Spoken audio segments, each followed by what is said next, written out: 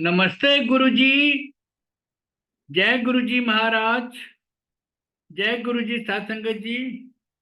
शुक्राना गुरुजी महाराज और मल्टीलिंगुअल सेवादार टीम आप सबका स्वागत करती है। आज गुरुजी महाराज की असीम कृपा से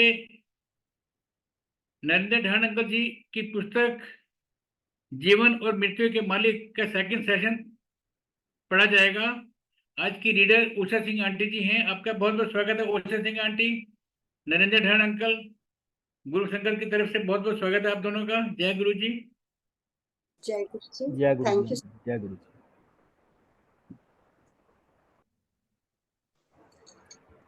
जय गुरु जी। सबसे पहले तो गुरु जी का बहुत बहुत शुक्राना, और इस प्लेटफॉर्म का, मल्टीलिंगुअल प्लेटफॉर्म का सुरेश अंकल के लीडरशिप में या गुरु जी के लीडरशिप में जो ये प्लेटफॉर्म चल रहा है, उसके लिए बहुत बहुत उनको धन्यवाद। और जितने भी बिहाइंड द सीन सेवादार हैं, जिनकी वजह से इतने सारे प्रोग्राम हो रहे हैं कि every minute there something happening on this, तो उसके लिए बहुत बहुत धन्यवाद गुरु जी और सुरेश अंकल और उनकी पूरी टीम। और आज नरेंद्र अंकल को तो सभी जानते होंगे, वो गुरु जी के बहुत ही पुराने संगत हैं, जिन्होंने पंजाब में गुरु जी के साथ बहुत समय बिताया और बहुत बारीकी से उन्होंने समझा गुरु जी के जो वो चाहते थे और जो वो गुरु जी संगत को सिखाने के लिए आए थे। तो यही कहते हुए मैं हाथ जोड़ते हुए विनीत भाव से आज अंकल का अभिनंदन करती हूँ, उनको आज इस प्लेटफॉर्म में इनवाइट करती हूँ। आप आइए और हम सब के साथ कुछ अपने पुस्तक के बारे में बताइए, फिर मैं अपनी रीडिंग शुरू करूंगी। जय गुरु जी। नरेंद्र अंकल। जय गुरु जी अंकल। वासन साहब पीछे पड़े हुए थे। वासन अंकल कहते आप वीडियो ऑन करो, जो मर्जी करो, मुझे नहीं पता, वीडियो आपकी ऑन चाहिए। जी। तो मैं अवॉइड ही करता हूँ। नहीं, जो बुक के बारे में नहीं आंटी, कभी सोचा भी नहीं था तो कि कभी बुक भी लिखी जाएगी। तो बट हाँ, कभी कभी जब गुरुजी के टाइम पे सत्संग सुनते थे तो गुरुजी ऑलवेज या पीछे जाके बैठ, तेनू की लोड़ पई है। तो उस समय बड़ा फील होता था कि गुरुजी सबको बोलते हैं यार पास आके सत्संग सुनो, और हमें बोलते दूर जाके बैठो। तो फिर एक दिन बैठे बैठे कहते यार तेरी तो अपनी बुक एड्डी बड़ी बन जानी है, तेनू सत्संग सुनने की लोड़ पई है। तो उस समय सोचा नहीं था कि गुरुजी क्या बोल रहे हैं, कैसे बोल रहे हैं। तो आई स्टिल रिमेंबर जब ये बुक लिखी गई थी, मिस्टर चेठरा अंकल के बेटे के घर पे रुकी, सुमित के यहाँ पे लिखी गई थी, और हम लोगों ने गाजियाबाद में इसको, रात को लाइट नहीं थी तो कहते हैं ना मोमबत्ती के बीच में लिखी थी रात को। तो गुरुजी ने बोला था आप अपनी अपनी लिख के आओ रीडिंग। तो ही सेज कि यार तू सुमित के साथ चला जा, तेरी रीडिंग बहुत लंबी है, तेरी बुक बहुत बड़ी है। तो कोई कैसेट्स में लेके आया था, कोई बुक लिख के लेके आया था, जितना उसका था। तो ये गुरु महाराज की ब्लेसिंग्स हैं। ही सेज हम लोग इसको चमत्कार बोलते हैं, गुरुजी बोलते हैं ये तेरे गुरु की ब्लेसिंग्स हैं। हम लोग चमत्कार कहना बहुत वर्ड गलत है, हम लोग बोलते हैं कि चमत्कार हो रहे हैं। यहाँ चमत्कार नहीं होते, यहाँ गुरुजी की ब्लेसिंग बरसती है। बस उसको फील करने वाला चाहिए, उसको लेने वाला चाहिए कि उसको लेना है। तो गुरुजी ऑलवेज से आप लोगों के मटके तो पहले ही ऊपर तक भरे हुए हैं यार, मैं कहाँ डालूं, गुरु को स्पेस तो दो कि कुछ डाल सके। तो थैंक यू आंटी जी। तो आप शुरू कीजिए। जय गुरु जी अंकल। सबसे पहले तो गुरु जी की आज्ञा लेते हुए, उनको प्रणाम करते हुए और उनसे क्षमा मांगते हुए कि गुरु जी मेरे वाक से कुछ गलत निकले तो उसके लिए क्षमा करें। और संगत जी और अंकल आप भी क्षमा करिएगा अगर आपकी बुक में पढ़ने में कोई भी मेरी त्रुटि हो। और नहीं आंटी, कुछ भी नहीं होगा आंटी, गुरुजी करने कराने वाले गुरुजी आंटी। जय गुरु जी। ओम नमः शिवाय। शिव जी सदा सहाय। ओम नमः शिवाय। गुरु जी सदा सहाय। जय गणेशाय नमः।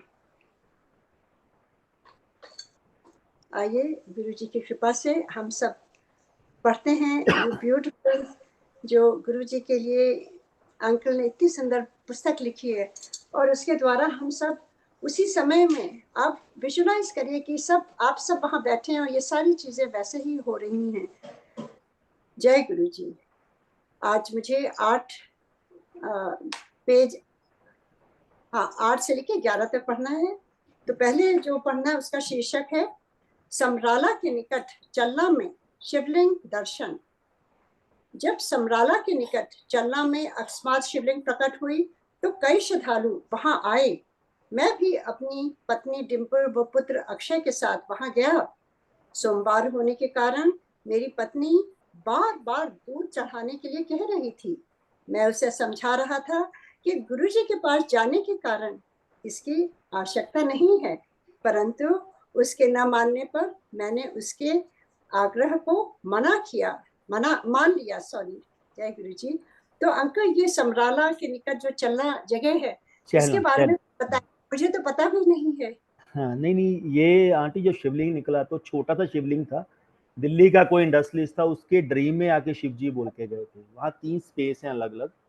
तो छोटा सा शिवलिंग है, कोई बहुत बड़ा शिवलिंग नहीं, ग्रे कलर का और ब्लैकिश उसमें है। तो अब शिव जी के दर्शन होते हैं कईयों को, छोटा सा शिवलिंग है, तो हमें होता था कि नहीं जाके दूध चढ़ा के आना है। तो गुरुजी ऑलवेज सेज, जब मेरे पास आ गए हो ना, आपको कहीं जाने की जरूरत नहीं है। तो वाइफ को हमेशा बोलते थे, बोल तू की देखना है, मैं तुझे वही दिखा देता हूँ। तो लेकिन जब उन्होंने दिखाना जब नहीं माने तो फिर तो हम गए तो सही दूध चढ़ाने के लिए, लेकिन गुरुजी ने बहुत कुछ आगे वाइफ को बहुत कुछ दिखा दिया था। जो आगे नरेट है उसके बाद फिर मैं नरेट करते थे। जी, जय गुरु जी। उसी रात्रि गुरुजी ने डिम्पल को स्वप्न में दर्शन दिए। स्वप्न में उसने देखा कि वह छोटे मंदिर में गुरुजी के समक्ष बैठी हुई हैं। उसने एक भक्त का लिखा हुआ पत्र गुरुजी को दिया। गुरुजी ने पत्र खोलकर पढ़ा। भक्त ने लिखा था, गुरुजी ज्यादा बोलते क्यों नहीं हैं? आप बोलते क्यों नहीं हो, आप बोलते क्यों नहीं हो। हाँ जी। तत्काल ही गुरुजी अपने आसन से उठकर अपने कमरे में चले गए। वे अपना एक स्वरूप फोटो लेकर आए और पत्नी को उसे देखने के लिए कहा। मेरी पत्नी स्वरूप देखती जा रही थी और उसे ऐसा प्रतीत हो रहा था कि स्वरूप मिट सा गया है और उसके स्थान पर सुनहरे रंग में ओम प्रकट हो गया। जय गुरुजी। गुरुजी ने पत्नी को निर्देश दिया कि वह बिना बोले ओम को देखती रहे। कुछ क्षणों में वह ओम शिवलिंग में परिवर्तित हो गया। जैसे जैसे शिवलिंग का आकार बढ़ने लगा, मेरी पत्नी को शिवलिंग में गुरुजी लेटे हुए दिखाई दिए। आश्चर्य व उत्साह से भरकर मेरी पत्नी स्वप्न में चिल्लाने लगी कि शिवलिंग में उसे गुरुजी के दर्शन हो रहे हैं। तब गुरुजी ने कहा कि उनकी शरण में आए भक्त को किसी मंदिर में जाकर दूध चढ़ाने की आवश्यकता नहीं है, क्योंकि वे स्वयं ही महाशिव हैं। एक बार गुरुजी के दिव्य संरक्षण में आने पर वे वास्तव में भगवान शिव के संरक्षण में ही होते हैं। जय गुरुजी। इस अलौकिक स्वप्न से मेरी पत्नी को अपने प्रश्न का उत्तर मिल गया। उसने चल्ला में शिवलिंग पर दूध चढ़ाने के आग्रह को छोड़ दिया। जय गुरुजी। अंकल, आप इसके बारे में कुछ बताइए। हाँ, नहीं, ये ड्रीम तो आंटी बहुत लंबा था जो ड्रीम एक्चुअल में। तो गुरुजी एक्चुअल हम लोगों को कहते हैं ना कि मैं तुम सबको गुरुजी ऑलवेज से पंबल भूसा ये फंड बर्ड से निकालने के लिए आया हूँ कि भगवान कहीं नहीं है, भगवान तो यहाँ पे। जब मेरी वाइफ को सब कुछ दिखाया हुआ है, मेरी वाइफ को मैं नहीं सोच सकता कि उस चीज़ की ज़रूरत है। तो जो पेपर दिखाया वो जो गुरुजी का पोर्ट्रेट था, वो पोर्ट्रेट आज की डेट में वो पिक्चर नहीं है कहीं जो उसको दिखाई थी वो। तो फिर वही दिखाया, वो शिवलिंग था, शिवलिंग के बीच में कोई लेटा हुआ। तो वाइफ ने टोकना शुरू किया, गुरुजी को लेटा हुआ है। यानी आंटी ध्यान से देख। तो देखा उसका साइज बड़ा हुआ, तो गुरुजी खुद लेटे हुए थे। इसे कमली मैं ही तो सब कुछ है, उत्थे भी मैं इत्थे भी मैं, मेरे पास आ गई तो तुझे कहीं जाने की जरूरत नहीं है।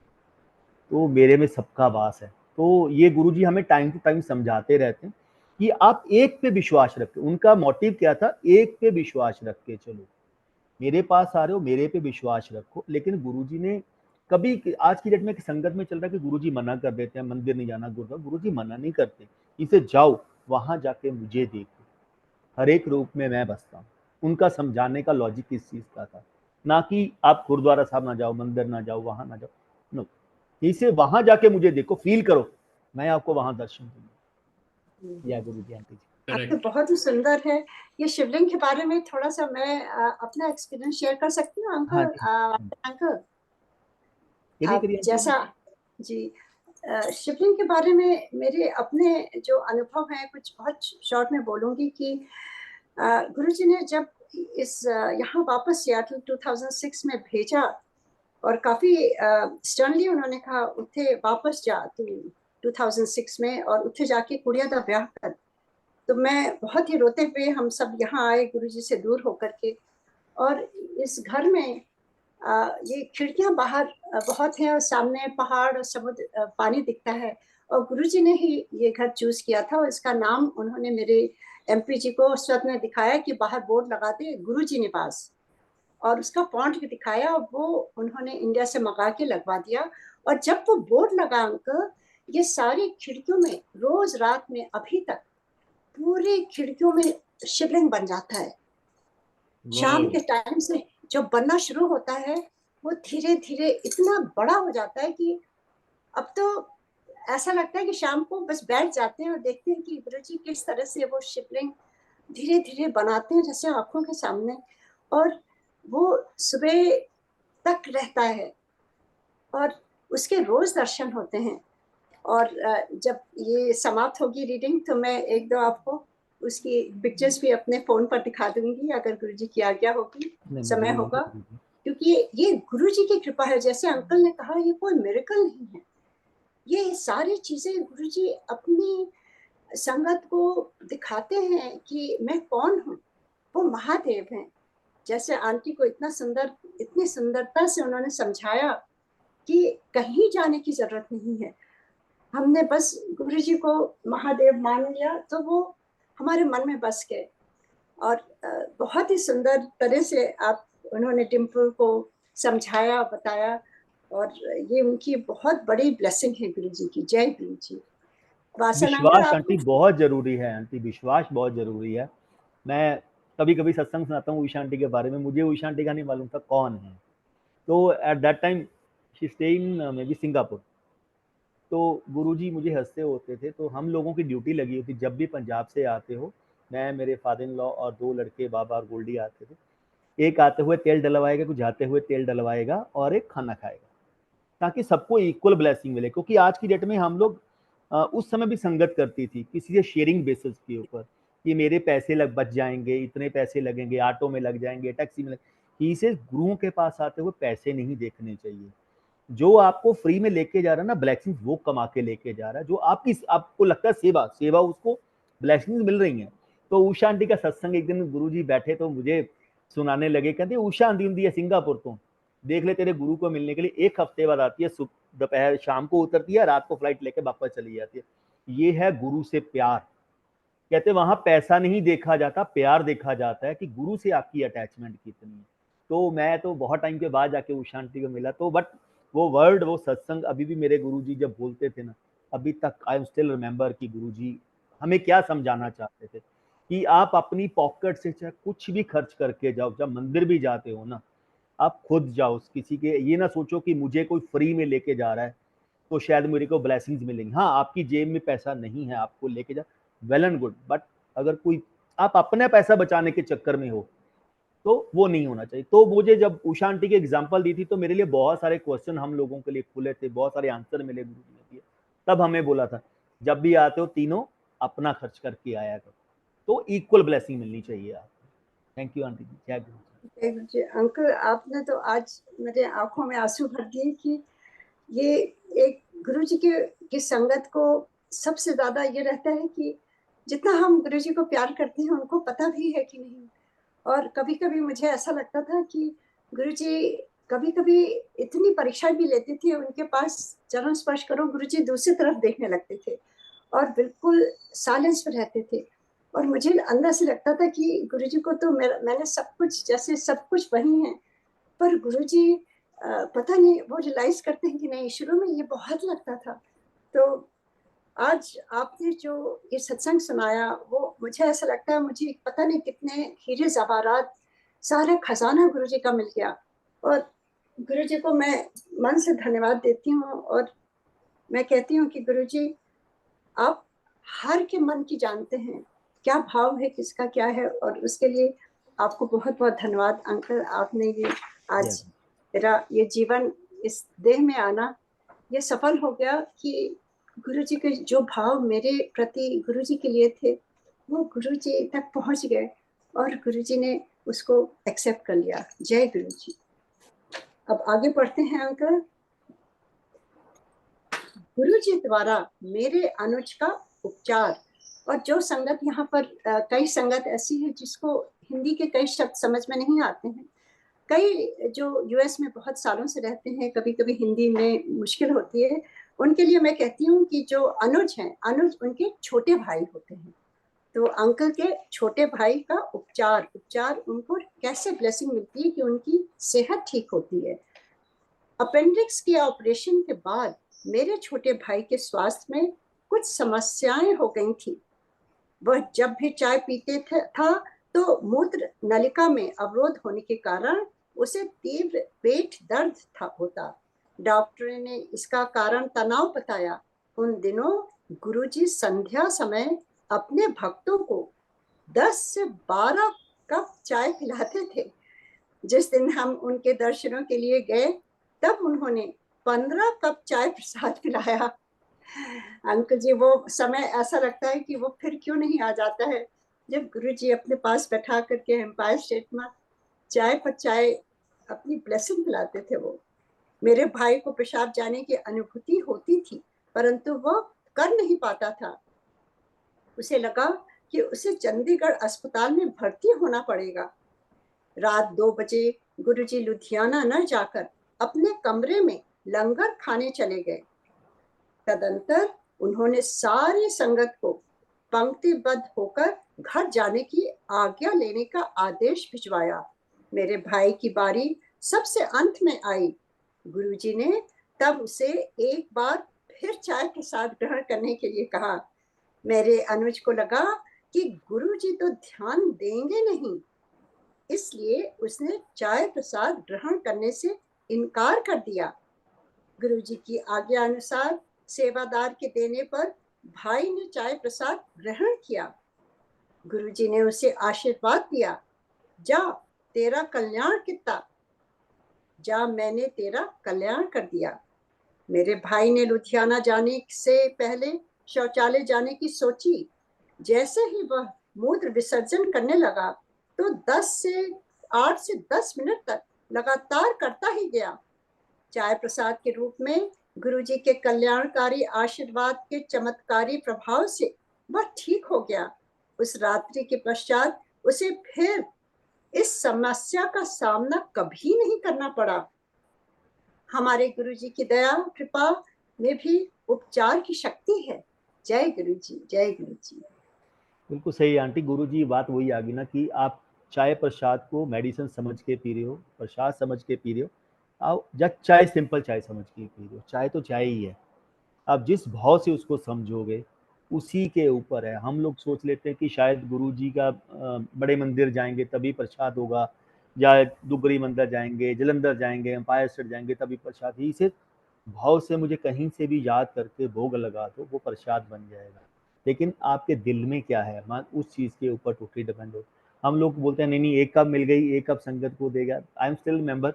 तो आपने बोला वो बहुत दिन अच्छे थे। चंडीगढ़ में जब शुरू में जाने लगे 20 संगत आती थी तो 20 के लिए चाय आते थे, फिर 10 और आगे तो 30 के लिए दोबारा चाय आती थी।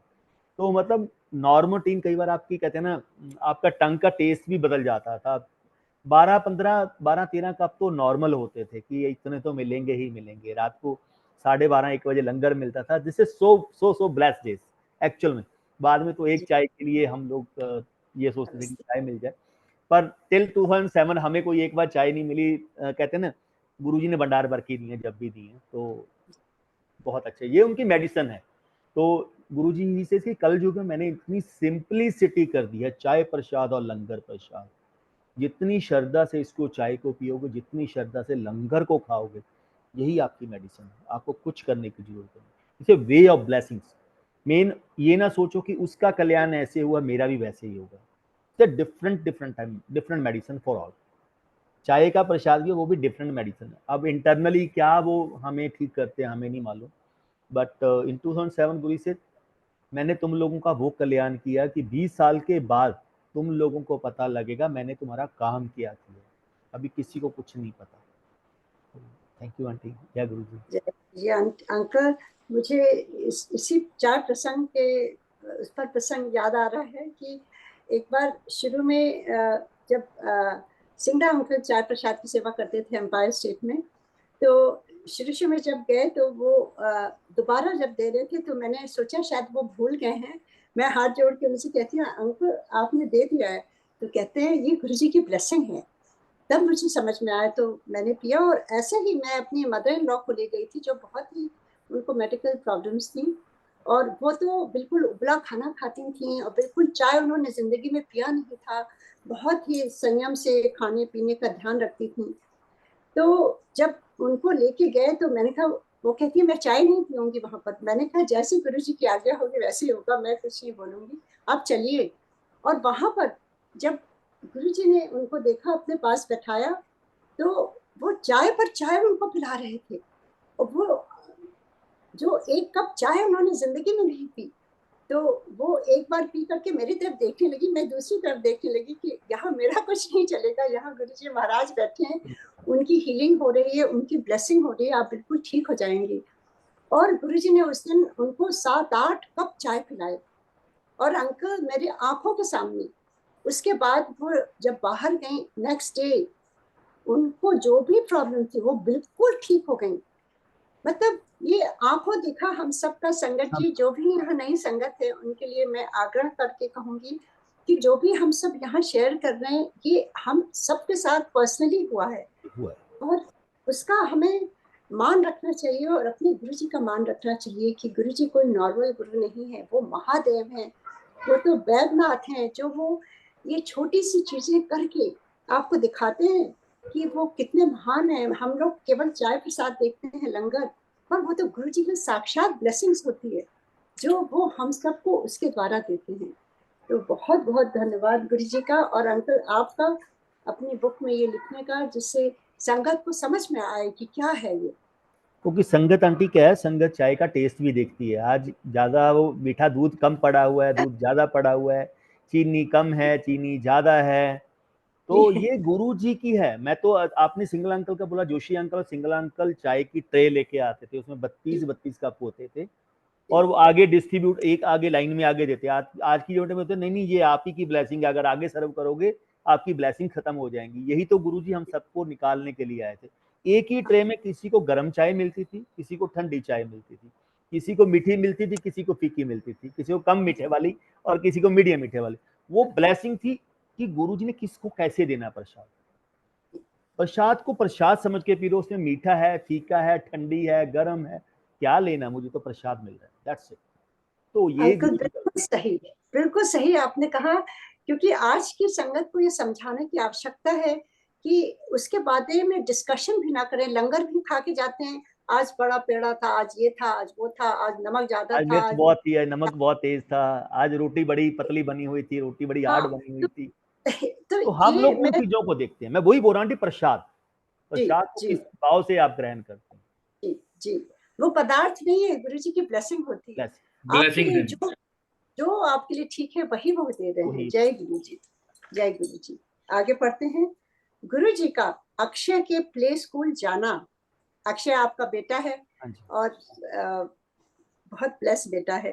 गुरु जी हमारे पुत्र अक्षय के स्कूल अक्सर जाते रहते थे। सो स्वीट अंकल, इतने अच्छे भाव गुरु जी के और कितनी ब्लेसिंग है कि देखिए एक बच्चे के स्कूल में गुरु जी स्वयं जाते हैं। और जब हम उनके दर्शनों के लिए चंडीगढ़ जाते थे तब उन्होंने वही चोला पहना हुआ होता था जिसे पहनकर वे अक्षय के स्कूल में जाते थे।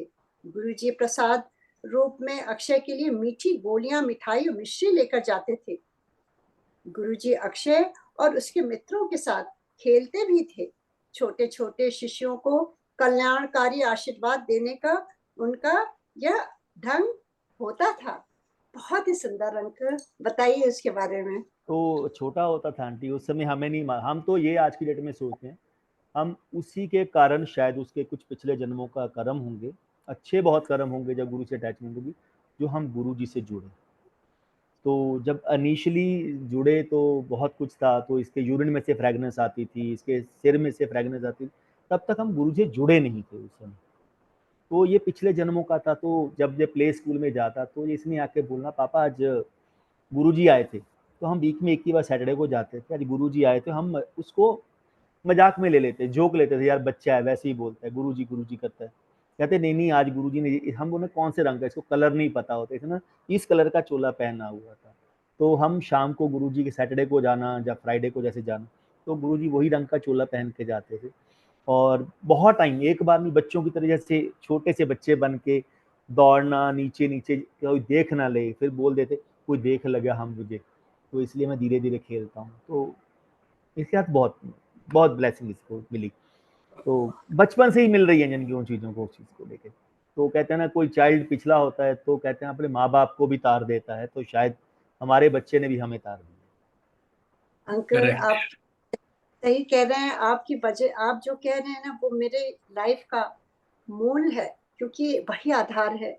गुरुजी ने मुझे, हमारे पूरे परिवार को तारा हमारी बेटी की समस्या के द्वारा। जो कहते हैं माँ बाप बच्चों को ले जाते हैं गुरु के दरबार में, और मेरी भी बेटी हमें गुरु जी के दरबार में ले गई, भगवान के दर्शन कराए। तो ये आप जो कह रहे हैं, मैं उसको पूरी तरह से फील कर सकती हूँ। जय गुरु जी। वासन अंकल, आप कुछ शेयर करेंगे अंकल? आंटी, आप दोनों को सुन के बस हम सब गुरु संगत निहाल हो रही है बस। जय गुरु जी। जय गुरु जी ओवर टू अंकल। यू, आप, ओवर टू यू आंटी। जय गुरु जी अंकल। तो ये चीज जो अंकल ने कहा है कि बच्चों के द्वारा किस तरह से हमें ये परमात्मा की प्राप्ति होती है, और जिस घर में ऐसे बच्चे होते हैं वो पूरे घर को तार देते हैं। और मैं तो उस बीमारी या प्रॉब्लम को धन्यवाद देती हूँ कि जिसके द्वारा हमें साक्षात महादेव, अपने परमात्मा के दर्शन हुए। तो बहुत ही सुंदर है। और गुरुजी छोटे बच्चों को, तो वहाँ एम्पायर स्टेट में हम सब देखते थे किस तरह से गुरुजी टॉफियाँ देते थे, मिश्री देते थे, और एग्जाम में जब वो पेन या बुक्स अपनी ब्लेसिंग कराने लाते थे, तो किस प्रकार गुरुजी वो हाथ में ले करके ब्लेस करके उनको वापस देते थे, और मजाक में कहते थे चल भाग यहाँ से, साल भर तो पढ़ता नहीं है, एग्जाम के समय आता है ब्लेसिंग लेने। तो गुरुजी तो इतने ह्यूमरस थे कि वो पूरा वो एम्बियंस वो एकदम लाइट कर देते थे कि लगता ही नहीं था कि मतलब हम ईश्वर के साथ बैठे हुए हैं। जय गुरु जी। आगे पढ़ते हैं। अक्षय का डीएवी स्कूल में दाखिला हर माँ बाप की भांति हमारी ही भी यही आकांक्षा थी कि हमारे पुत्र की शिक्षा अच्छे विद्यालय में हो। इस कारण लुधियाना के मान्य स्कूलों में प्रवेश के लिए हमने आवेदन दिए। दान में भारी राशि न देने के कारण कई विद्यालयों ने प्रवेश देने से इनकार कर दिया, क्योंकि जहाँ कई स्कूलों में तो आपको पहले कुछ पैसे देने डोनेशन होते देनी हैं। पड़ती है, बहुत बड़ी वाली डोनेशन देनी पड़ती है जी, डोनेशन की जो प्रथा है, मेरे ख्याल से उसको तो हटा देनी चाहिए, क्योंकि बहुत ही ये मेरे ख्याल से वो ठीक नहीं है। जय गुरु जी। वो गुरु जी आगे देखेंगे जो करना है। बात डीएवी विद्यालय ही रह गया था। सुबह अंतिम साक्षात्कार पर जाने से पहले अक्षय ने स्वप्न में देखा कि अक्षय गुरु जी का स्वरूप लेकर विद्यालय जाए। ऐसा निर्देश उसे गुरु जी दे रहे थे। जय गुरु जी। गुरु जी के स्वप्न में दी गई इस आज्ञा का अक्षय ने पालन किया। ये बहुत ही आवश्यक है कि गुरु जी का की आज्ञा का पालन करने से ही ब्लेसिंग मिलती है। क्या हम सारी संगत गुरु जी की आज्ञा का पालन कर पा रहे हैं? ये एक ऐसा प्रश्न है जिसे हम सबको रोज रात में सोचना चाहिए और उस पर अमल करना चाहिए। 2500 बच्चों में से केवल 250 बच्चे ही चुने गए थे। गुरु जी की कृपा से अक्षय ने उन भाग्यशाली बच्चों में से एक था। गुरु जी स्नेह हमारी रक्षा करते हैं और अपनी निगरानी में ही अब हमें रखते और देखते हैं। जय गुरु जी। So beautiful uncle. बताइए किस तरह से वो छोटा बच्चा लेके आ गुरु जी का स्वरूप कुछ नहीं आंटी, जब सब स्कूलों में नहीं हुआ तो सुबह जब जो उठा तो 3 साढ़े, अब आज की डेट में तो 5 साल हो गया, 4.5 5 साल। तो उस समय एंट्री यानी कि आप 2.5-3 साल में आपको एंट्री प्ले वे में मिल जाती, स्कूल में मिल जाती थी। LKG UKG का एक अलग अलग बना के चैप्टर। तो गुरु सुबह सुबह ये उठा, कहता है गुरुजी बोल रहे हैं मेरी फोटो लगा के जाना जेब में, तेरी एडमिशन हो जाएगी। तो बच्चा तुतला सा बोलता है, तो मैं कहा यार तू मजाक कर, तुझे गुरुजी क्यों बोल के जाएंगे? कहते नहीं नहीं अंकल गुरुजी ने बहुत बोला। एलिवेटेड सोल आया आपके घर में। देखिए वो इस उम्र में हमें आके समझ में आ रहा है कि इस तरह से करना चाहिए। वो छोटा बच्चा बचपन से ही ये समझ के आया वो है। जय आंटी उसको सिखाया ही गुरुजी ने, कहते ना हाथ पकड़ के गुरुजी ने उसको सिखाया है। तो मैं तो वही बोलता हूँ कि वही सिखाने वाले हैं, वही करने वाले हैं, हम अपना दिमाग लगाएंगे तो कुछ नहीं कर सकते। तो वो अपनी फोटो लगा के गया, हम खुद हैरान थे क्या क्वेश्चनों का आंसर दे, जो वो पूछ रही है वो सारे क्वेश्चनों का टक टक टक टक करके मैं खुद हैरान हूँ कैसे दे दिया। जब आंसर हो गया तो फिर प्रिंसिपल के पास हम लोग गए, इसका नंबर 5वां नंबर था, 250 में से 5वां नंबर इसी का था। तो 5th नंबर में प्रिंसिपल के पास गया, तो मैं डोनेशन लेके गया था। उस समय आया अप्रोक्सीमेटली 20,000 30,000 इन माई पॉकेट, इतना ही था, उसमें लाख के आसपास चलता था, इतना मैं लेके गया था, जितना मैं अफोर्ड कर सकता था। तो जैसे ही प्रिंसिपल पे गया, ही सेज कि क्या करते हो, करने वाले मालिक है ऊपर, करने कराने वाले वही हैं, वो ना चाहे आपकी सिंगल पेन नहीं लग। तो ही सेज कि कितने हैं, तो मैं कहा जी मैं जॉब करता हूँ, कितने की सैलरी है, मैं कहा ये सैलरी है, क्या डोनेशन वेव ऑफ। तो I am the only one जिसकी डोनेशन उन्होंने वेव किया, वो प्रिंसिपल मिस्टर पटियाल होते थे। कोई ऐसा बच्चा नहीं था जिससे उन्होंने डोनेशन ना ली हो। तो जिसको मैं अभी भी आज की डेट में, उस समय बोलते थे ना कि यार विदाउट डोनेशन DAV में एडमिशन हुई है, तो सब कहते पॉसिबिलिटी नहीं है, आपने आउट ऑफ द वे दिया होगा। तो ये है गुरुजी करने कराने, इसे मैं बैठा हूँ ना, तुम किस चीज की टेंशन लेते हो, तुम्हारी जिंदगी चलाने वाला मैं हूँ। तुम सोचते हो मैं चलाता हूँ, तुम कुछ नहीं चलाने वाले। मालिक पे इतना विश्वास रखो कि वही चलाने वाला, तो सब कुछ चलाने वाले वो। तो क्या गुरुजी। जी अंकल, इतना अच्छा लग रहा है सुन करके गुरु जी की बढ़ियाइयाँ, गुरु जी के बारे में, और गुरु जी का स्नेह अपने भक्तों के प्रति। और देखिए मतलब इम्पॉसिबल को कैसे पॉसिबल कर देते हैं गुरु जी। और जो जो उन पर विश्वास करता है उसके साथ ही वो लेते हैं।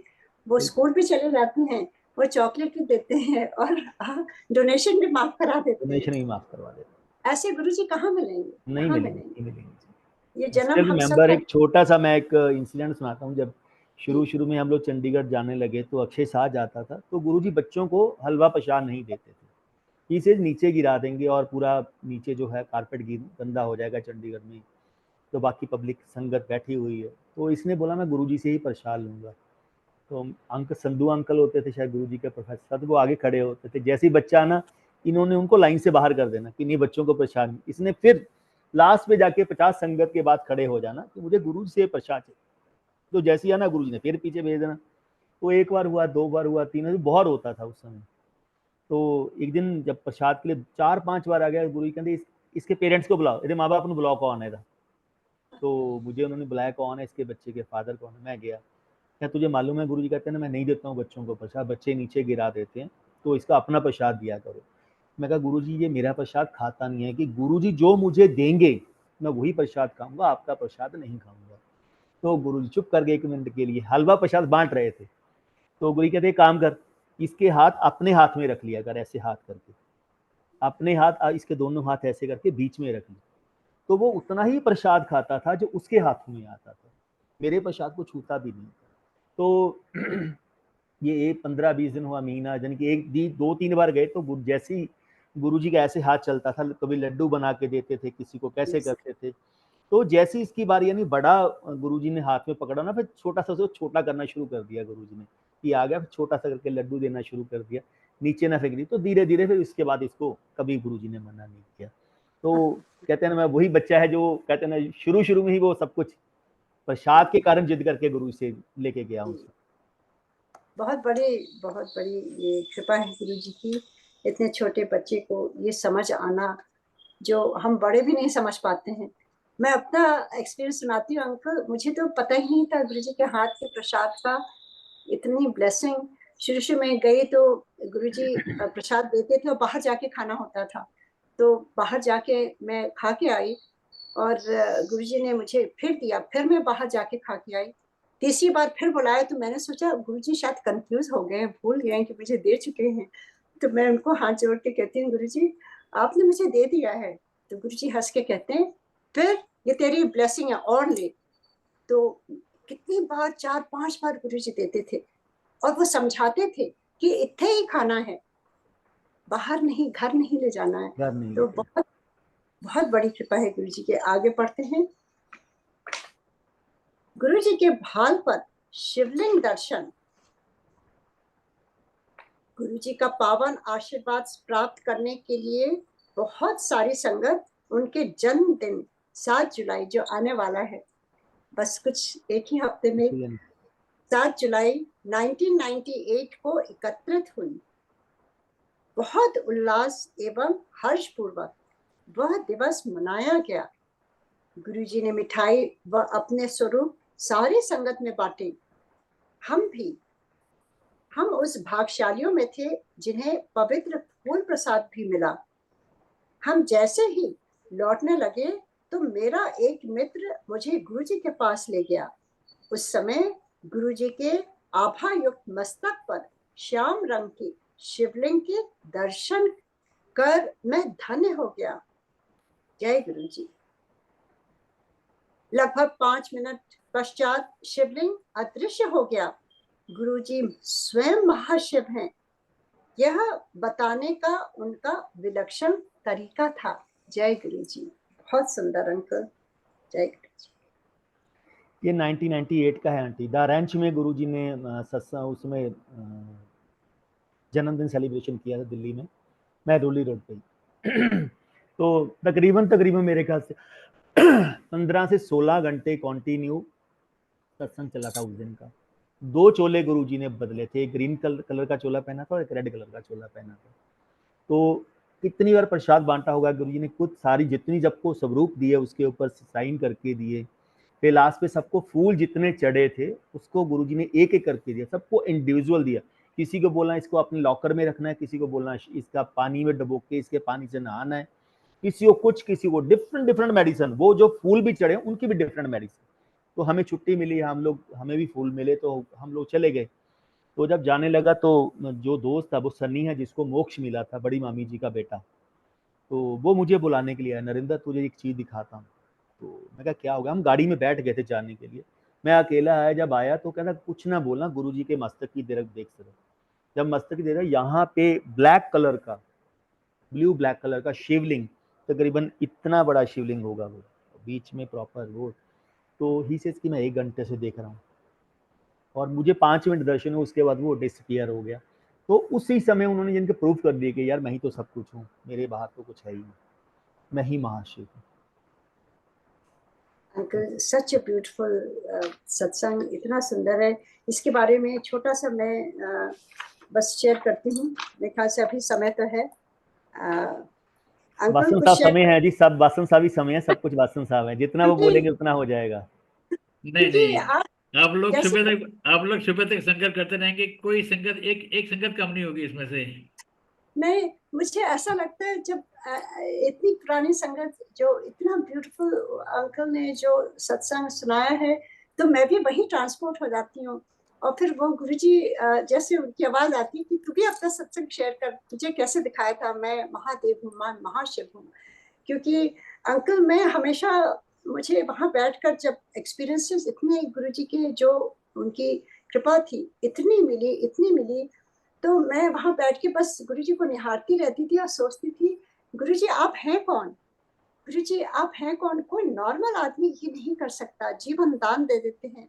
किस तरह से इनक्योरेबल डिजीजेस आप ठीक कर देते हैं, किस तरह से आप अंतर्यामी है। मैं यहाँ कुछ सोचती हूँ, आप तुरंत उसको बता देते हैं। किस तरह से जहाँ जाते हैं वहीं आप आ जाते हो, वहीं आपके दर्शन हो जाते हैं। तो मतलब हर स्थान में आपको, हर के मन में आप हो और आप कुछ भी कर सकते हो। ये सारे लक्षण तो भगवान के हैं। तो गुरुजी आप कहीं वो महादेव तो नहीं है जिनकी मैं बचपन से पूजा करती आ रही हूँ। ये बार बार दिमाग में आता था, क्योंकि गुरुजी अक्सर अपने को महापुरुष कहते थे महापुरुषों दे ऐसे सवाल नहीं करा करते। पंजाबी में बोलते थे सारी गुरुजी, तो इस तरह से बोलते थे, तो महापुरुष कहते थे। तो मुझे लगता था गुरुजी आप there's something beyond this, जिसको मैं जानना चाहती हूँ, आप हैं कौन? और गुरुजी को वो पता चल गया था क्योंकि वो अंतर्यामी है। तो गुरुजी ने एक बार मुझसे कहा, तू ना मंडे को बड़े मंदिर चली जा और उत्थे जाके दर्शन कर। तो मैं गई, जुलाई का महीना था और मैं गई, बहुत गर्मी थी, और वहां जाकर के जैसे ही वो जो छोटे वो शिव, सॉरी गुरुजी, जो शिव जी की मूर्ति है जहाँ पे फुहारा लगा हुआ है और शेषनाग ऊपर है, तो जैसे ही उनको प्रणाम करके मैं उठी तो वो आधी मूर्ति गुरुजी हो गए और आधी वो शिव जी। तो गुरुजी ने दर्शन देके मुझे बता दिया कि वो है कौन।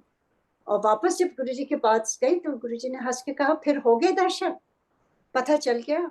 तो गुरुजी तो कभी प्रवचन नहीं करते थे, कभी बताते नहीं थे वो कौन है, अपने को छुपा के रखते थे। और इस तरह से उन्होंने कृपा करी और मेरे मन में जो ये प्रश्न बार बार उठता था उसका उन्होंने पूरा उसका उपचार कर दिया और मैं एकदम शांत हो गई। और मैं उसके बाद कोई क्वेश्चन नहीं था, कोई, एकदम साइलेंस में चुपचाप। वो बहुत ही सुनहरे दिन थे अंकल, आप तो जानते ही। बहुत अच्छे दिन थे। ऐसा लगता है वो दिन अगर अपने जीवन के सबसे जो अच्छे दिन हैं वही दिन थे जो गुरुजी के साथ।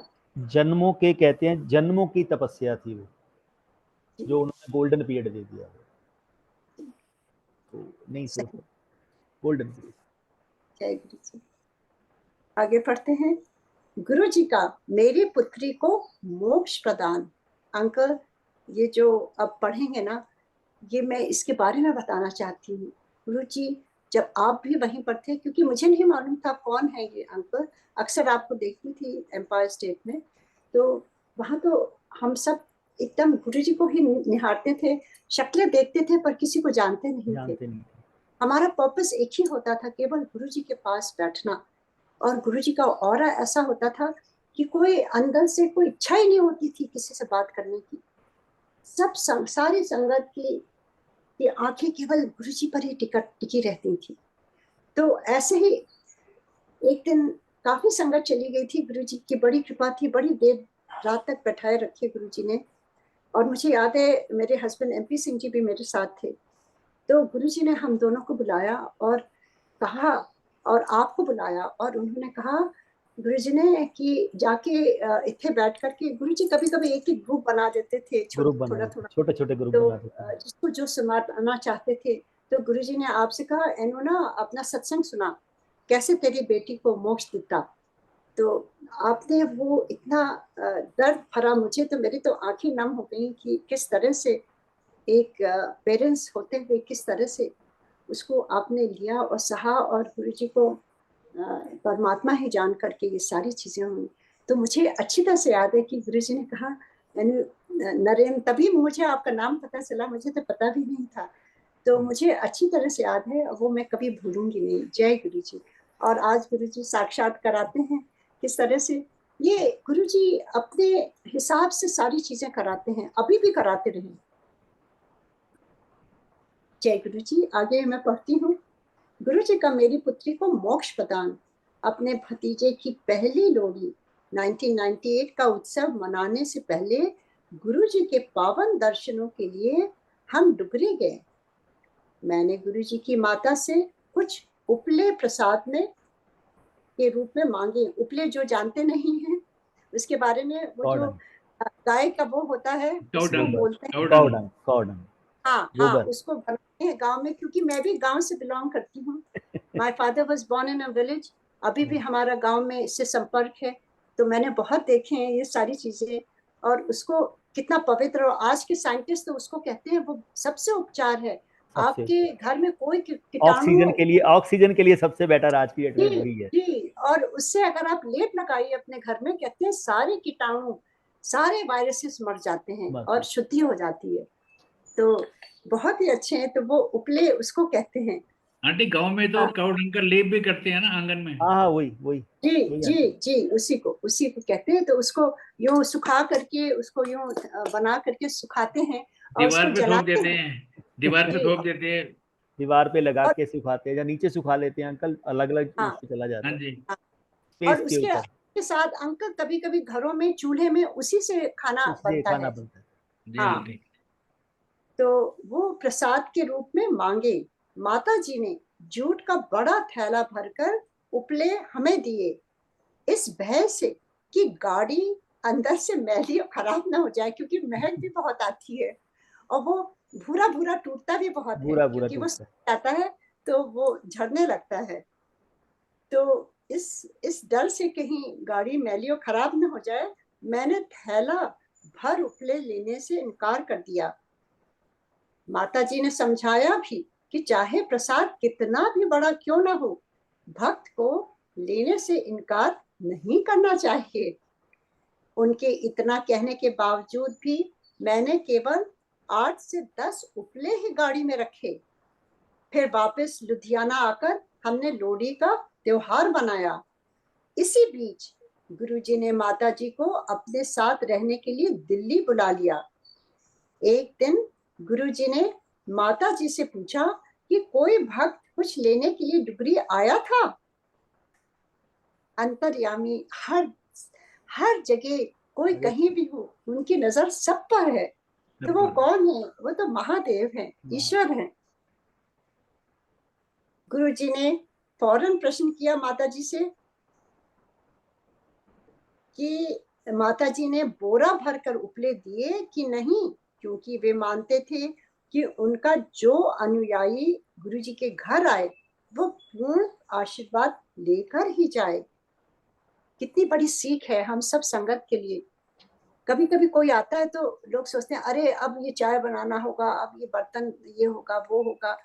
ये कोई भी आपके घर आए, गुरुजी ये सीख दे रहे हैं इसके द्वारा कि संगत हो नॉन संगत कुछ नहीं फर्क पड़ता। गुरुजी तो जिसको आपके द्वार पर भेजते हैं वो अपनी ही रजा से भेजते हैं।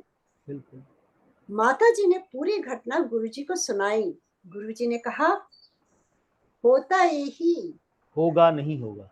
होगा, ये लिखा हो, होता यही होगा, होगा यही होगा, होगा होगा नहीं होगा।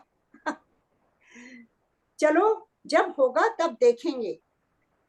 गुरुजी का ऐसा कहने का भाव यही है कि जो होना है वही होगा, होगा या नहीं हम बाद में देखेंगे जब होगा। इस घटना के तुरंत बाद ही मेरी पत्नी गर्भवती हो गई। हम मास में एक बार गुरुजी के दर्शनों के लिए दिल्ली जाने लगे। तो अंकल ये पैराग्राफ में पढ़ूंगी, आप थोड़ा इसके बारे जो ब्रीफ पहला में पैराग्राफ ब्रीफ में अभी पूरा पढ़ा ब्रीफ उसके में बारे में कुछ बताइए। पूरा ब्रीफ में आप पढ़िए, मैं आपको पूरा अच्छा ब्रीफ में चलिए सुना। पूरा। तो दर्शनों के लिए दिल्ली जाने लगे। पत्नी के गर्भ के 7वें मास में हमने गुरुजी से प्रार्थना की कि वह अपने पहने हुए चोलों में से एक हमारे होने वाले शिष्य के लिए दे दें। गुरुजी ने कहा कि उपयुक्त समय आने पर वह देंगे। हम समझ नहीं पाए कि गुरुजी ऐसा क्यों कह रहे हैं, परंतु हमने उनसे कोई प्रश्न नहीं किया। मेरी पत्नी का 8वां मास चल रहा था तो डॉक्टर को गर्भ में शिशु की कोई हलचल नहीं लगी। यह जानने पर हमने गुरुजी के पास संदेश भेजा। उन्होंने उत्तर भेजते हुए कहा कि सब ठीक होगा। यथा समय मेरी पत्नी ने ऑपरेशन द्वारा एक कन्या को जन्म दिया। नवजात शिशु के फेफड़ों में पानी के जमात के कारण मेरी पत्नी को गहन देखभाल कक्ष आईसीयू में रखा गया। तीसरे दिन उसके स्वास्थ्य में कुछ सुधार देखकर गुरुजी के पास दिल्ली संदेश भेज दिया। गुरुजी ने उत्तर में फिर संदेश भेजा कि कोई चिंता ना करो। मैंने बिटिया के कानों में मन स्वर में ओम नमः शिवाय गुरुजी सदा सहाय का मंत्र जाप किया। उस रात्रि घर लौटने पर ही मेरी बिटिया की मृत्यु का समाचार प्राप्त हो गया। हमने शिशु का अंतिम संस्कार किया। कुछ दिन पश्चात मेरी पत्नी भी अस्पताल से घर लौट आई थी। उसके पेट के टांकों में मवाद पड़ गई थी। हमारे परोपकारी सहृदय गुरुजी ने स्वप्न में दर्शन देकर उसकी रक्षा की। गुरुजी ने स्वप्न में पत्नी को एक गुप्त उपचार बताया। उन्होंने कहा कि 41 दिनों में वह ठीक हो जाएगी। इन सब घटनाओं से मैं विचलित हो उठा। मैं गुरुजी के पावन स्वरूप के सामने फूट फूट कर रोने लगा और पूछने लगा कि ऐसा क्यों हुआ। उस रात लाल चोला पहने हुए गुरु ने अपने पावन दर्शन मुझे दिए। जहां मेरी बेटी का अंतिम संस्कार किया था, उस स्थान पर गुरुजी मुझे ले गए। उन्होंने मुझे उस स्थान को खोदने के लिए कहा। बेटी का मृत शरीर दिखाई देने पर गुरुजी ने उसे एक हाथ में ले लिया। उन्होंने मुझे बिटिया के छोटे से चेहरे से वस्त्र हटाने के लिए कहा। अपने दूसरे हाथ में अमृत पैदा करते हुए उसे शिशु के मुंह पर जैसे ही छिड़का, बेटी रोने लग गई। तब गुरुजी ने मुझसे पूछा कि क्या मैं अपनी बेटी वापस चाहता हूं, परंतु मैं मूक था। उनके दोबारा पूछने पर मैंने इनकार कर दिया। उस समय मुझे उपदेश देते हुए गुरुजी ने बताया कि मेरे भाग में कन्या संतान नहीं है। परिवार के अन्य सदस्यों को मृत्यु से बचाने के लिए ही इस कन्या का जन्म हमारे परिवार में हुआ है। उन्होंने यह भी बताया कि तुम या तुम्हारी पत्नी या तुम्हारे पुत्र की मृत्यु हो सकती थी, परंतु अब सब कुशल मंगल होगा। गुरुजी ने कहा कि हमारी बेटी को गर्भ के 9 मास में ही उन्होंने मोक्ष प्रदान कर दिया है, जबकि 1000 जन्मों के पश्चात ही मोक्ष की प्राप्ति होती है। जय गुरुजी। गुरुजी ने मृत शिशु के लिए कभी भी शोक करने से हमें मना किया। उन्होंने बताया कि कन्या जन्म मृत्यु के चक्र से सदा के लिए मुक्ति प्राप्त कर चुकी है। इस प्रकार के चमत्कारी व विचित्र ढंग से गुरुजी अपने शिष्यों व भक्तों को धन्य करते रहते हैं। जय गुरुजी, जय गुरुजी, जय गुरुजी। तो वही है ना आंटी, गुरुजी बोलते थे कि कल्याण करने का मेरा अपना तरीका है, तो उसमें कभी सोचना भी नहीं चाहिए कि गुरु कल्याण कैसे करते हैं। तो हम लोग बोलते हैं हम जब तकलीफ आई तब गुरुजी के पास गए, लेकिन गुरु से आप लोगों को जहाँ बुलाने का मेरा अपना वे था। शुरू भी करने वाले ऐसी हैं, वे ख़त्म भी करने वाले ऐसी हैं। तो जब ये सारा इंसिडेंट चल रहा था तो हमें नहीं मालूम था, क्योंकि गुरुजी हमेशा बोलते थे ना, अगर बोल के कल्याण किया तो क्या कल्याण किया, ਜਾਂ ਦੱਸ के कल्याण किया था, की कल्याण किया फिर अपन असी बिना दसे कल्याण करी था। तो जब ये सारा इंसिडेंट हुआ तो माता जी जब यहाँ आए तो गुरुजी ने एक चीज़ पूछी थी, बेबे जी कोई आया तो नहीं सी? तो उन्होंने तो बेबे जी ने पूरा इंसिडेंट सुनाया। बेबे जी पहले संगत में बैठते थे, संगत पैरी हाथ लगाती थी, तो गुरुजी ने उनको बंद कर दिया था कि नहीं आप ऊपर जाके बैठो।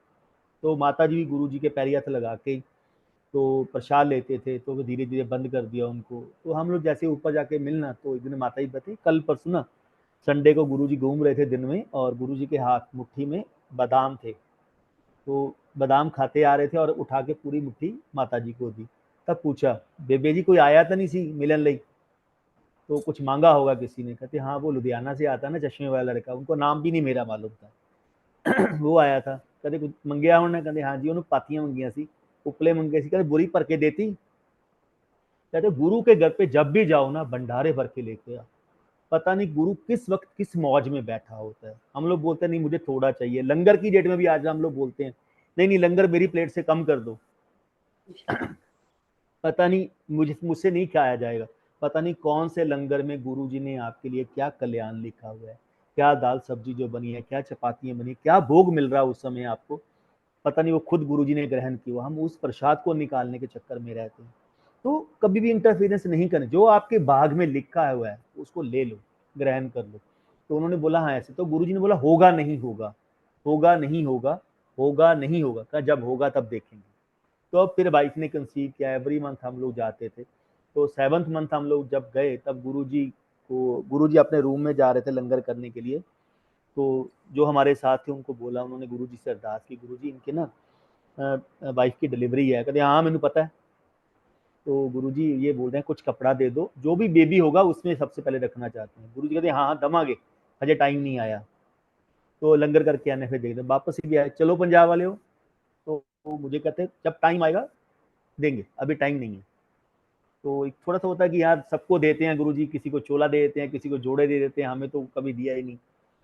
तो अगले नेक्स्ट मंथ नहीं आना था। हम लोग बोलते हैं कि फ़ोन करने की बात, बहुत लिमिटेड एडिशन के पास फ़ोन होते थे, जब गुरुजी इनसे बात भी कर लेते थे, तो उस समय फ़ोन अलाउड नहीं होता था। ही सेड कि कभी भी किसी संगत की प्रॉब्लम वाले फ़ोन खुद नहीं सुनने चाहिए। आप आगे गुरुजी को कर दो कि गुरुजी बैठे हैं, वहाँ जाके अरदास करो, खुद बीच में मीडिएटर ना बन जाओ। आज की डेट में बहुत मीडिएटर बन गए हैं बीच में कि मैं आगे गुरुजी को आपकी वो अटेंडेंस लगा दूंगा। यहाँ कोई अटेंडेंस नहीं है, यहाँ एक ही मालिक है, एक ही एप्लीकेशन है, खुद ही लगानी पड़ेगी। तो मैंने उन अंकल को फ़ोन किया, जनरली फ़ोन किया, नथिंग की इस पर्पज़ के लिए। मैं कहा अंकल ऐसे ऐसे प्रॉब्लम है, मेरी वाइफ की जो उन्होंने स्कैन किया उसमें बेबी की मूवमेंट नहीं है, तो उन्होंने ऑपरेशन बोला है कि उसकी डेथ हो चुकी है। तो प्लीज़ मैं गुरु से ये पूछना चाहता हूँ कि ऑपरेट करवाना वाइफ का, वो वाइफ ठीक रहे, बच्चा तो जो हो गया आप क्या कर सकते हैं। तो अंकल ने बताया गुरुजी से तो मैं अंकल बात ही नहीं कर सकते, हम फ़ोन भी नहीं कर सकते। अगर मैं शाम को जाऊंगा एक बार ट्राई करूंगा मैं, अगर गुरुजी से मेरा मौका मिला। तो अंकल गुरुजी के पास ही खड़े थे, गुरुजी से हमेशा बोलते थे यहाँ पे कोई चीज बाई चांस नहीं होती, एवरीथिंग विद गुरु चॉइस, होना वही है जो गुरु ने चाहना है। तो अंकल वहीं पे खड़े थे। तकरीबन 15-20 मिनट बाद गुरुजी का, उन अंकल का फोन आ गया, अंकल मेरा गुरुजी का फोन आया, तो मैंने आपकी ऐसे से बात की। गुरुजी ने बोला ये थोड़ा जल प्रवाह कर दे, ठीक है सब कुछ। नॉर्मली गुरुजी कभी दान पुण्य नहीं बताते थे। तो एक हौसला हो गया 1% का, ना कि 99% का, कि बेबी को 1% कुछ नहीं होगा, बेबी को हुआ है, वाइफ को नहीं होगा। वो 1 दिन हुआ, 2 दिन हुआ, 4 दिन हुआ, 6 दिन हुए, 8 दिन, 8-9 दिन हो चुके थे। डॉक्टर को बार बार दिखाना, 2 स्कैन हो गई। डॉक्टर ने बोला बच्चे के साथ साथ वाइफ की डेथ हो जाएगी। वो डॉक्टर जो थी पुरानी गुरुजी की भगत थी, उसके बाद छोड़ दिया था, बट वो जानती थी। वो हमें ही ऑलवेज से खुशबू वाले बाबा जी, जलंधर वाले, तो गुरुजी को पहले इनिशियल डे में खुशबू वाले बाबा जी बोलते थे, जलंधर वाले। तो वो फ्रेगनेंस वाला पानी गुरुजी बना के देते थे ना, जब वो डिप करके माला को, तो इसलिए खुशबू वाले बाबा जी बोलते थे उनको। तो उन्होंने बोला कि हाँ बच्चे की भी वो हो जाएगी, वाइफ डिम्पल की भी प्रॉब्लम हो जाएगी। ठीक है, लास्ट टाइम गुरुजी को फ़ोन करता हूँ। तो 9 दिन हो चुके थे, तो संडे का दिन था। तो मैंने उन अंकल को फ़ोन किया, अंकल ऐसे ऐसे है, कोई मूवमेंट नहीं होगी, 9 दिन हो चुके हैं, डॉक्टर ने मना कर दिया कि पॉइजन बहुत ज़्यादा फैल जाएगी, तो प्लीज़ गुरुजी से एक बार पूछो। वो अंकल बिल्कुल गुरुजी के पास ही खड़े थे। तो जैसे ही उनको फ़ोन किया तो उन्होंने कहते 1 मिनट अंकल रुको, तो गुरुजी ऐसे ऐसे है। तो स्पीकर फ़ोन पे उसमें मोटरोला या दूसरे फ़ोन होते थे, कोई स्मार्टफ़ोन नहीं होते थे। तो उन्होंने वो आवाज़ आ रही थी गुरुजी की। तो गुरुजी कहते पुछ किथे है। तो कहते अंकल आप कहाँ पे हो। गुरुजी पूछ रहे घर पे ही हो। कहते हाँ। मैं घर पे। आंटी कोल ही है। कहते हाँ। कहते आए कर आंटी के पेट पे हाथ रख, नरेंद्र को कहा। तो मैंने जैसे ही उसके पेट के ऊपर, उसके स्टमक के ऊपर हाथ रखा, इमीडिएटली बच्चे ने बाउंस बैक किया। 9 दिन के बाद बच्चे ने बाउंस बैक किया था। तो 9 से 10 दिन उसमें कोई मूवमेंट नहीं। 10 दिन हुए। गुरुजी कहते हाँ कुछ बच्चे ने बाउंस बैक किया कि नहीं किया, लत मारी कि नहीं मारी। तो गुरुजी फोन पे बता रहे थे। तो कहते गुरुआं दे हुंदे कदे कोई प्रॉब्लम थोड़ी हो सकती है, साडे हुंदे कितों प्रॉब्लम हो जू। क्या जा ऐश कर कल्याण हो गया। तो मूवमेंट हो गई। डॉक्टर भी खुद हैरान था कि क्या हुआ। 9th मंथ शुरू हुआ, सर्जेरियन हुआ। सर्जेरियन के बाद जैसे ही डिलीवरी हुई तो उसके लंग्स में वाटर चला गया बेबी के, तो उसको आईसीयू में एडमिट किया। तो 3 दिन बाद हमें दिया। तो मैंने इन बिटवीन फिर गुरुजी को फ़ोन किया। मैं कहा गुरुजी अंकल ऐसे ऐसे करके है, तो बेबी तो आईसीयू में है, तो ये डॉक्टर ने बोला है डेथ और उसके बीच में चल रही है, चांसेस आर वेरी रेयर। तो गुरु से जो होता है ना उसको होने दे, उसमें दखल अंदाजी करने की जरूरत नहीं है। मुझे मालूम है सब कुछ है, कल्याण हो गया, ऐश कर, सब कुछ ठीक है। दखल नहीं देना चाहिए, गुरु की होंद में कभी भी दखल देना चाहिए। गुरु क्या करता है, गुरु को करने दो अपना। तो ठीक है, जब 3rd डे हमें बेबी दिया, मेरी मदर को दिया, उन्होंने आधा घंटा अपनी गोद में रखा, 5 मिनट मुझे दिए। आते आते मैंने ओम नमः शिवाय शिव जी सदा सहाय, ओम नमः शिवाय शिव जी सदा सहाय 5 बार उनके कान में मंत्र आके जैसे घर पहुंचा तो इमीडिएटली फ़ोन आ गया कि बेबी एक्सपायर होगी। मैं कैसे पॉसिबल है, हो नहीं सकता। कहते नहीं बेबी एक्सपायर हो गई है। तो हम लोगों ने जो करना था, वाइफ को बोला कि तू देख ले एक बार। कहता ना, मदर के लिए तो बहुत बड़ी बात है, 9 महीने उसको पाला है, तो भाई तू देख ले। कहती जब गुरु ने मुझे बच्चे को मेरे को नहीं दिया, तो मैंने इसको देख के क्या करना है, मेरे लिए कुछ नहीं है, इसकी वैल्यू नहीं है। जब गुरु ने मुझे देना होता तो वो जिंदा भी रहती, अब गुरु ने मुझे नहीं देना था, मैं क्यों देखूं इसको भी। तो बहुत बड़ा एक हार्ड मन कह देते हैं मदर का, लेकिन गुरुजी ने उसके बाद जाके बहुत चीजें एक्सप्लेन की उस चीज के बारे में। तो हम लोग जो सोचते हैं जब वैसे ही हो जाता है, वैसे कुछ नहीं होता, गुरुजी ही चलने कराने वाले हैं। तो फिर बाद में आके गुरुजी ने बताया, नरेंद्र उस समय इतना टाइम वो था, अगर डिम्पल इस बेबी की डेथ देख लेती, फेस भी देख ली, तो डिम्पल की डेथ हो जाती। अगर वो देख ले, गुरुजी ने इतना मन चेंज कर दिया उसका कि वो बेबी का फेस ही नहीं देखा उसने।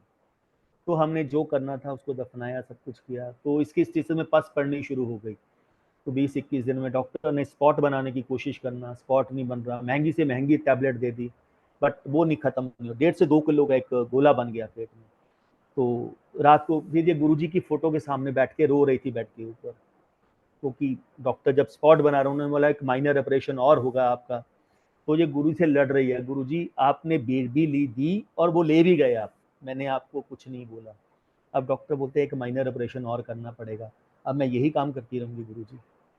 तो रात को गुरुजी इसको ड्रीम में आए, इसको किसी गांव में लेके आए, इसको मटका बनाने के लिए बोला, एक आरती नोट करवाई गुरुजी ने इसको। इट्स नॉट ओम जय जगदीश की आरती, ओम ना ओम जय शिवकारा की आरती, जो हम लोगों ने आज की डेट में बांध दिया कि गुरु की ओम जय जगदीश की आरती, ओम जय शिवकारा की आरती होनी चाहिए।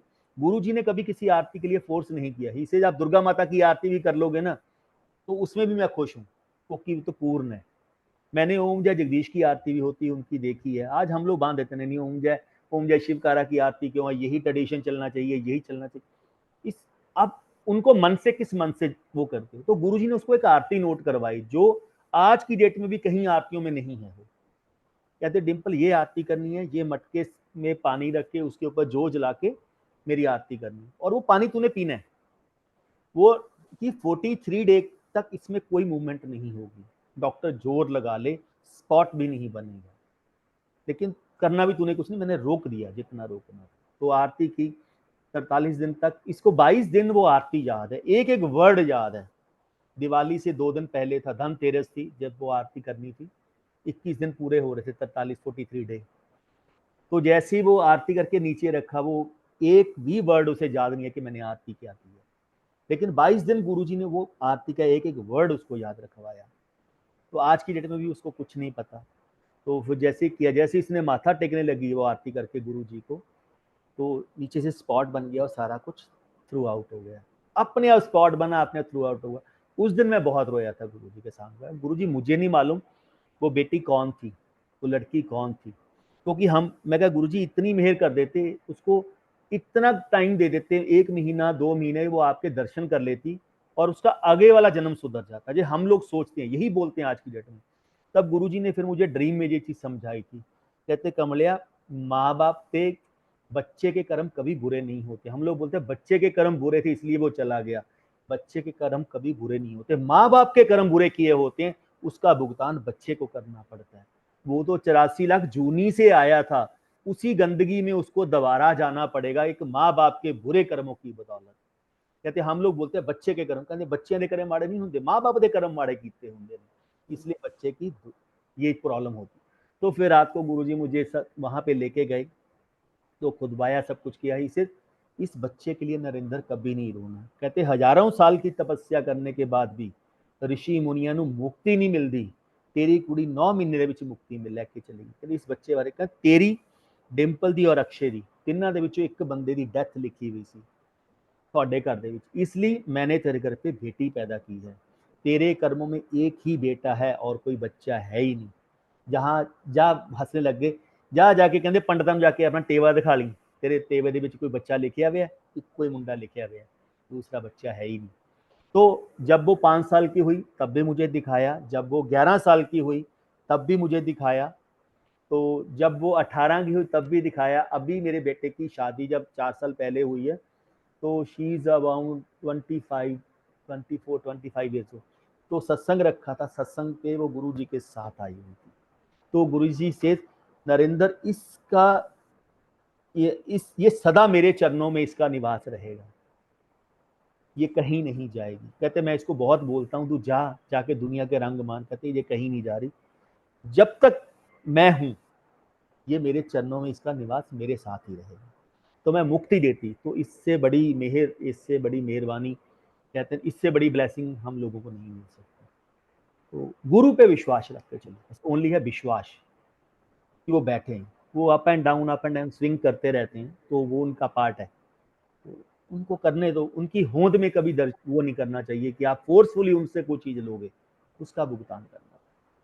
जय अंकल, बहुत ही सुंदर, आपने इतने अच्छे ढंग से जो बहुत ही मुश्किल समय और बहुत ही एक माँ के लिए, एक फादर के लिए बहुत ही मुश्किल जो समय था, वो किस तरह से गुरुजी ने आप सबको संयम बनाए रखा और किस तरह से उन्होंने दिखाया और बताया कि किस वजह से वो बच्ची आपके घर में आई और आपका कल्याण करके ले गई वो, और उसको भी बिल्कुल गुरुजी क्लियर ने करके मुक्ति। गई।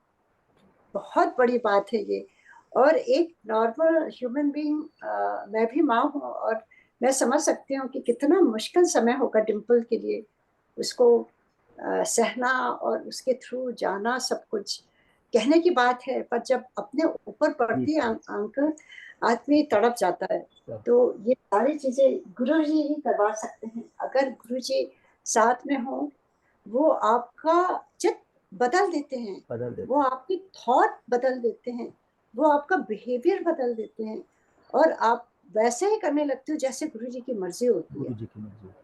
तो ये गुरुजी की बहुत बड़ी ब्लेसिंग है, और आप सबका विश्वास, आप सबके भाव, और डिम्पल का गुरुजी के प्रति समर्पण और उनको इतना मानना।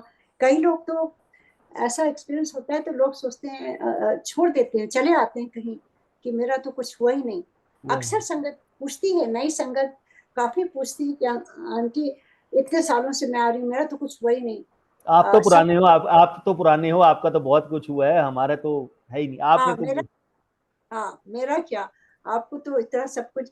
तो मैं उनसे ये कहती हूँ कि देखिए, आप लोग और भी लकी हो, क्योंकि आप लोगों ने गुरुजी को बगैर देखे भगवान मान लिया है। भगवान माना, महाशिव हम मान लोगों लिया। ने, हाँ, हम लोगों ने तो अपने डाउट्स के थ्रू वो फेस चढ़ा करके वो समय बर्बाद कर दिया था शुरू में, कि मैं भी वहां डाउट करके बैठी हुई थी। नहीं किस तरह सब से डाउट गुरुजी करते। ने समझाया, बताया। तो ये बहुत बड़ी बड़ी ये सीख है सारी संगत के लिए। और पुरानी और नई कुछ नहीं है, पर ये समय का ही होता है कि हमने देखा, आपने नहीं देखा, कुछ नहीं फर्क पड़ता है। जितनी नई संगत है वो भी बहुत आगे हैं अपने बहुत श्रद्धा में, अपने भक्ति में, और गुरु जी से जुड़े हुए हैं। कितना उनसे हम सब सीख भी रहे हैं। तो पर ये जो आपने ये अभी शेयर किया, ये सारी चीजें गुरु जी ने अपने सामने बैठा करके हम सबको सुनाया था। तो ये गुरु जी बताना चाह रहे थे कि देखो, प्रॉब्लम आएगी, ऐसा नहीं है कि हम गुरु जी से जुड़े तो हमारा सब कुछ अच्छा नहीं ही आएगी, अच्छा होगा। बिल्कुल जी। ये मानव शरीर जो लिया है, वो कर्मों के हिसाब से वो सारी चीजें आएंगी, अप एंड डाउन, जैसे आपने कहा, और हर दिन एक से नहीं होते। पर अगर गुरु कृपा हो तो कहते हैं ना, हंस के आगे बढ़ जाते हैं, और उनकी शक्ति होती है और उनकी कृपा हो तो वो हाथ पकड़ के ऐसे आगे ले जाते हैं कि आप पीछे मुड़ के देखना भी नहीं चाहते।